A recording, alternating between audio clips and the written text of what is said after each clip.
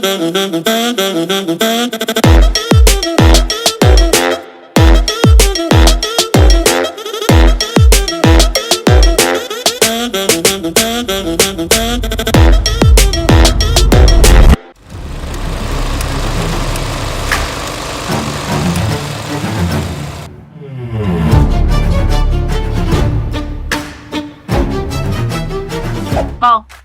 Bà Hiên à? Hiên cái gì? Bà Hiên thọt ớt. Hiên này Bà Hiên tế mà sao thì không phải chặt tầm mốt này đi trong cầm thi ông tí thiệt vốn trong bà Hiên là bót thì khai hình trước thì thọt.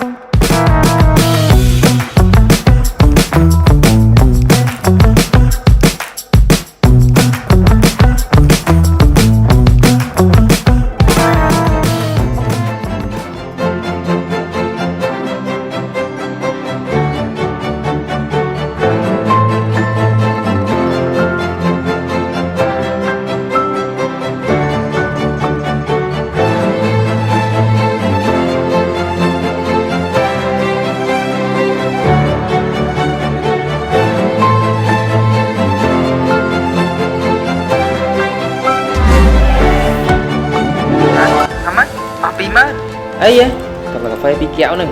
bây giờ thì dập trăm house rau bây giờ nữa nghe.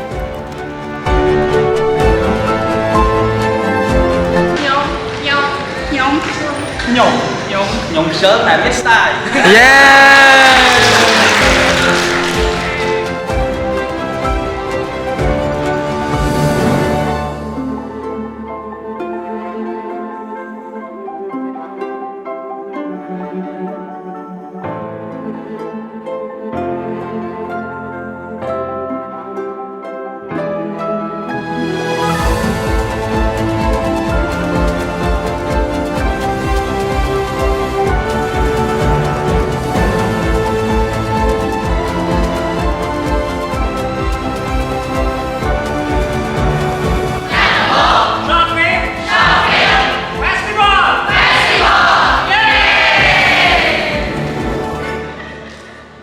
Đóកម្មវិធីចឹងខ្ញុំមានអារម្មណ៍ថាភ័យបងប៉ុន្តែក៏រំភើបដែរដោយសារកម្មវិធីនឹងយើងបានរៀបចំរយៈពេលយូរមកចឹងហ្មង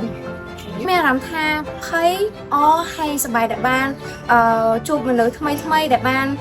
ចូលរួមក្នុងកម្មវិធីមួយហ្នឹងបង ខ្ញុំរំពឹងថាខ្ញុំនឹងទទួលបានបទពិសោធន៍ថ្មីហើយនឹងរៀនបានមេរៀនថ្មីនឹងជួបមនុស្សថ្មីដូចគ្នា អូខេតែចាប់កម្មវិធីខ្ញុំរំពឹងថាខ្ញុំនឹងទទួលបានបទពិសោធន៍ថ្មីជួបមនុស្សថ្មីហើយក៏បានរៀនយល់ដឹងបន្ថែមពីខាង supply មួយនឹងដែរបង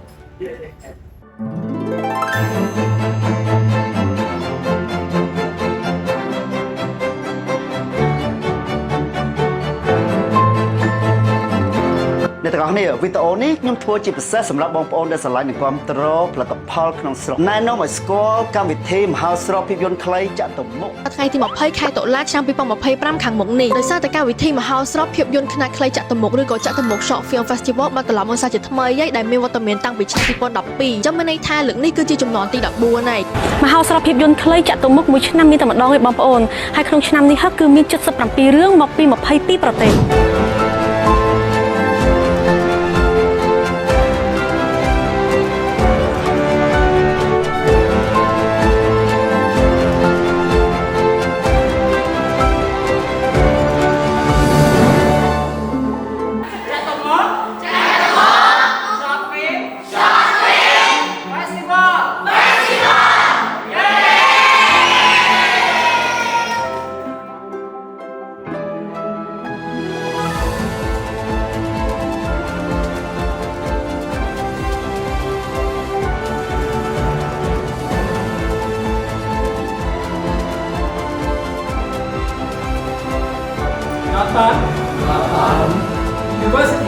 University. Chatamok. Short film. Festival. Yay!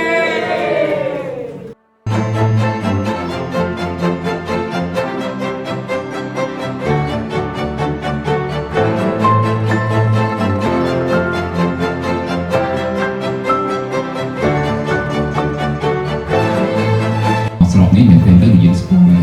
họ srop mình tên diễn mình trả mấy những bộ Short film. Festival. Yay!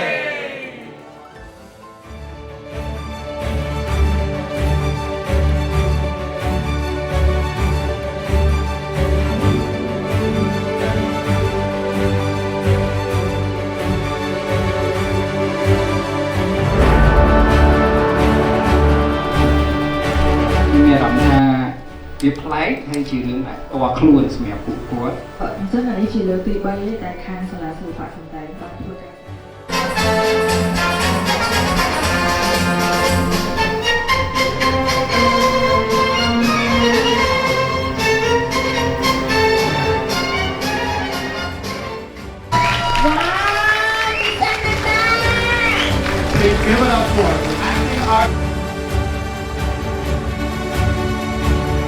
បើកមហោស្រពភាពយន្តខ្នាតខ្លីចាក់ទុំមុខ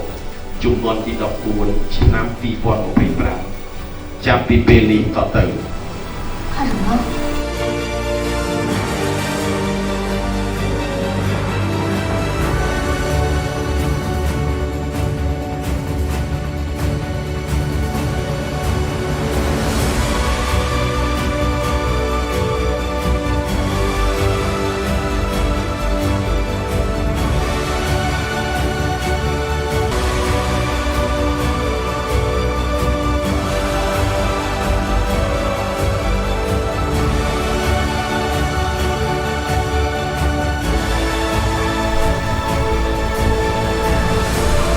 ធ្វើអំពីហនីមូនយើងពេលណាយើងស្រឡាញ់គ្នាយើងរៀបអាពាហ៍ពិពាហ៍យើងបានស្គាល់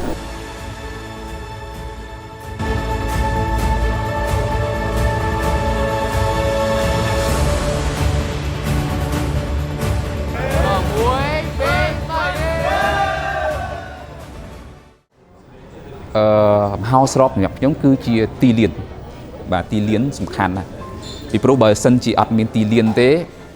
អ្នកដែលចង់ចេញសមត្ថភាពអត់ស្មើគ្នាទេលឹបលោមិនដឹងទៅណាទេបាទអញ្ចឹងវាជាកន្លែងសំខាន់ដែលថាយើងអាចផ្ដល់ឱកាសឲ្យអ្នកដែលផ្សេងមានគំនិតអាចនិយាយអាចបញ្ចេញគំនិតមួយកន្លែងដែលល្អត្រឹមត្រូវល្អប្រសើរបាទល្អប្រសើរមានថាយើងមានទីលានដ៏ខ្ពស់មួយល្អមួយផ្លូវការមួយ platform មួយ label មួយដើម្បីយកខ្លួនឯងទៅផ្អាប់ប៉ុណ្ណឹងអញ្ចឹងខ្ញុំគិតថាហ្នឹងគឺជាចំណុចចាប់ផ្ដើមដែលខ្ញុំស្រឡាញ់ផងដែលខ្ញុំគិតថា festival គឺជាទីលានបាទសម្រាប់យើងអស់ រៀនសូត្របានគាត់អាចធ្វើបានគាត់តែងតែត្រូវការកន្លែងដែលដាក់បញ្ចាំងឲ្យគេមើលហើយនៅពេលដែលដូចជាខ្ញុំឆ្នាំមុននេះខ្ញុំបានផលិតធ្វើរឿងខ្លួនឯងដែរអញ្ចឹងដោយសារតែបានមហោស្រពហ្នឹងហើយបានផ្ដល់ឲ្យមានឱកាសในការបង្ហាញរឿងឲ្យមិនត្រឹមតែអ្នកដែលយើងស្គាល់ទេថែមទាំងអ្នកប្រិយមិត្តផ្សេងទៀតដែលគាត់អត់ដែលស្គាល់យើងពីមុនមកហើយអាច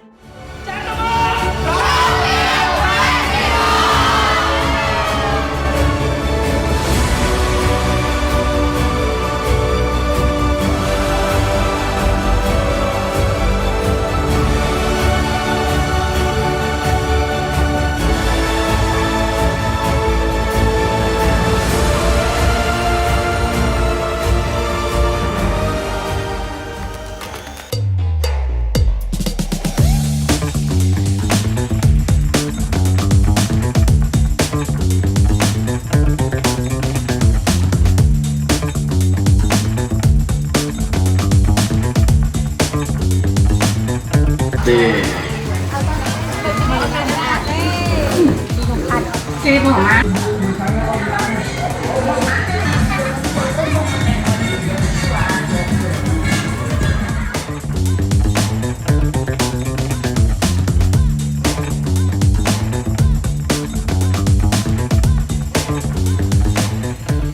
ចូលរួមកម្មវិធីថ្ងៃហ្នឹងរឿងទាំង9រឿងហ្នឹងខ្ញុំនិយាយស្មោះត្រង់ទៅសឹងតែល្អគ្រប់រឿងហើយភាពយន្តដែលខ្ញុំវាមានច្រើនដែលខ្ញុំចូលចិត្តប៉ុន្តែបើសិនជានិយាយមួយដែលខ្ញុំមានអារម្មណ៍ថា deep and ជ្រៅហើយនឹងបានដកបង្ហាញដូចថាខ្លួនឯងចេញមកខាងក្រៅមែនតើហ្នឹងគឺខ្សែភាពយន្តតាក់ទងជាមួយនឹងរបាំសន្តិភាព